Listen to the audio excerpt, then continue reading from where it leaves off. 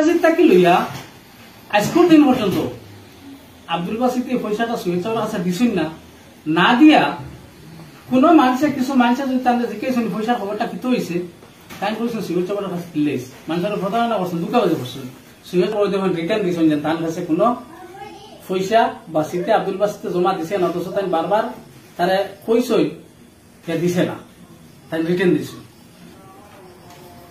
আমরা বান্দরগুনা জিপির মাঝে 29 ফেব্রুয়ারি 2022 ইংরেজিতে বিষয়ভিত্তিক ইসলামিক একটা সম্মেলন করা হয়েছিল। এই সম্মেলন আমরা সাদা কালেকশন করিয়া এটা ফান্ড রেডি করা হয়েছে। আর সাদা কালেকশন করতে সময় একটা কমিটি বানানো হয়েছে। এই কমিটির প্রেসিডেন্ট আসলে আমরা সৈয়দ গুলামুর রহমান সাহেব, আর সেক্রেটারি আমাদের এই যে প্রাক্তন প্রেসিডেন্ট আব্দুল বাসিত সাহেব আসলাম, আর লগে আমরা কমিটির সদস্য।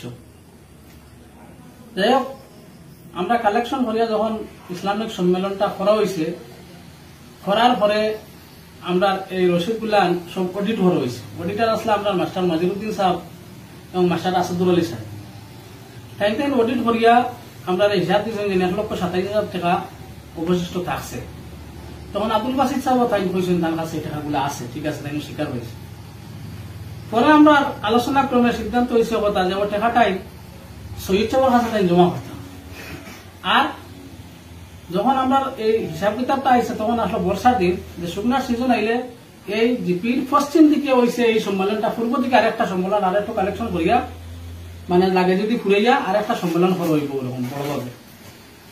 কিন্তু 2020 ইংরেজির তাকি লইয়া আজকের দিন পর্যন্ত আব্দুল বাসিত এই পয়সাটা সৈয়দ সাহেবের কাছে দিছুন না দিয়া কোন মানুষে কিছু মানুষে যদি তাদের জিজ্ঞেস পয়সার খবরটা কিতো হয়েছে তাই বলছেন সৈয়দ সাহেবের কাছে দিলেই মানুষের প্রতারণা করছেন, দুঃখাবাজি করছেন, সৈয়দ সাহেবরে অসম্মানীয় হিসাবে করছেন। মানুষের সৈয়দ সাহেবরে এই শর্মে এই সম্মানীয় মানুষ হিসাবে যেন আপনার কাছে টাকাটাই নাইছে আর আপনি ওপরে একটা ব্যবস্থা নেই কেন জিজ্ঞানি চাই না।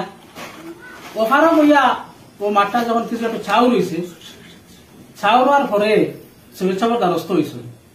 সৈয়দ সাহেবের দ্বারস্থ হওয়ার পরে সৈয়দ সাহেব যখন রিটার্ন দিয়েছেন যে তার কাছে কোনো পয়সা বাসিতে আব্দুল বাসিতে জমা দিছে না, অথচ তাই বারবার তারা কইসই দিছে না, তাই রিটার্ন দিছে। ও এর কারণে এরপরে আর তো কোনো পথ নাই, সেই টাকাটা আত্মসাৎ করে লিছে বোঝা যায়।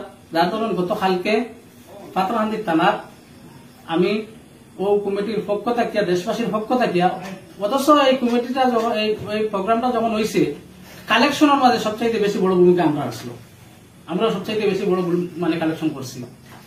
তখন কালকে একটা এফআইআর দায়ের করছি। আমার আশা এবং বিশ্বাস প্রশাসনের উপরে আছে, উপযুক্ত তদন্ত করিয়া সাক্ষী স্বরূপ ভাবে সবকিছু জানিয়া আমরা টাকাটা উদা করে দিবা বলি আমি আশাবাদী।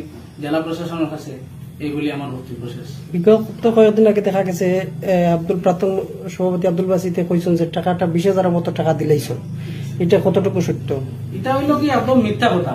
ওই জন্য আমি আপনারা বলছি, আপনার একটা আলোচনা হয়েছে যে পূর্বে একটা মানে ওরকম প্রোগ্রাম হইতো আর পশ্চিমে একটা প্রোগ্রাম হইতো, ওই গেছে এর লাগে পূর্বে একটা হইতো। পূর্বে এখানে একটা সংস্থা একটা প্রোগ্রাম করছে, তাই তার ব্যক্তিগত তহবিল তাকে তাই দিছই। ইভেন গত কালকে রাত্রে সৈয়দ সাহেবের লগে আমার আলোচনা হয়েছে, সৈয়দ সাহেব আমি এখানে আসলাম সিরাজ স্যার, তাই কইসই যে এই টাকা 20,000 কিন্তু তার ব্যক্তিগত তহবিল থেকে দিছে, কইছে আমরা এটা কিন্তু দিবার কথা না, অত এটা মিথ্যা ভিত্তি।